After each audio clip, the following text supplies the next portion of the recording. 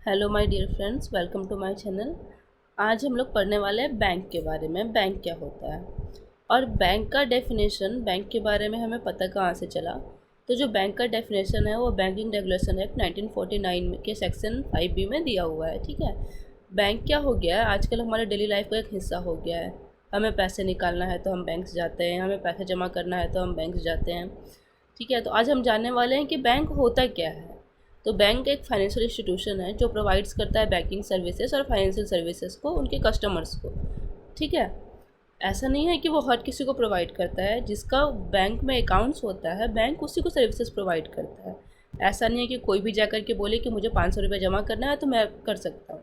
जिसका उस बैंक में अकाउंट्स है, बैंक उसी को सर्विसेज प्रोवाइड करता है।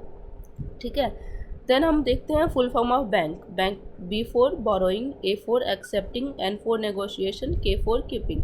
बैंक्स क्या करता है, हमें लोन्स देता है, हमारे डिपॉजिट को एक्सेप्ट करता है, इंटरेस्ट रेट्स के लिए नेगोशिएशन करता है, और जो हमारे वैल्यूएबल थिंग्स है, कैश है, उनको रखता है। ठीक है, अब बैंकिंग के कुछ फंक्शंस होते हैं जिसमें प्राइमरी फंक्शन और सेकेंडरी फंक्शंस।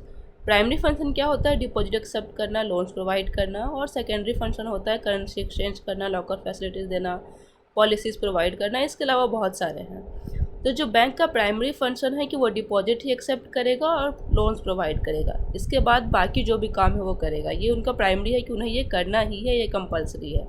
ठीक है, अब हमारे दिमाग में ये बातें आती हैं कि बैंक हमें इतने सारे लोन्स प्रोवाइड कैसे कर देता है, हम जो पैसे जमा करते हैं बैंक उसका क्या करता है, बैंक हमें लोन्स कैसे प्रोवाइड करता है।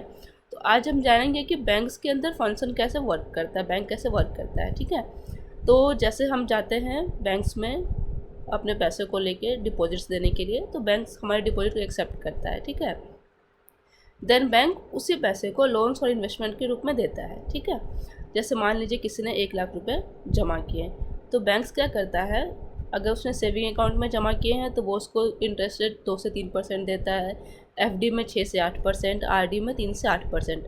ये डिपेंड करता है, वेरी करता है बैंक टू बैंक। ठीक है, और जब लोन्स कोई मांगता है, जब किसी को लोन्स चाहिए उनके रिक्वायरमेंट के हिसाब से, उनको बैंक, किसी को होम लोन्स चाहिए होता है, किसी को एजुकेशन लोन चाहिए होता है, बस किसी को कार लोन चाहिए होता है, तो बैंक्स उनके नीड्स के हिसाब से उन्हें लोन देता है, और उस लोन्स पे बैंक्स ज़्यादा इंटरेस्ट रेट लेता है।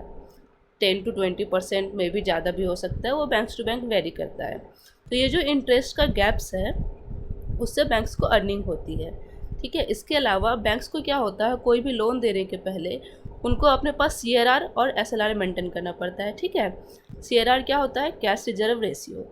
तो ये जो है, ये अमाउंट जो है बैंक को 4.5% मेंटेन करना पड़ता है, और ये उन्हें आरबीआई के पास मेंटेन करना पड़ता है।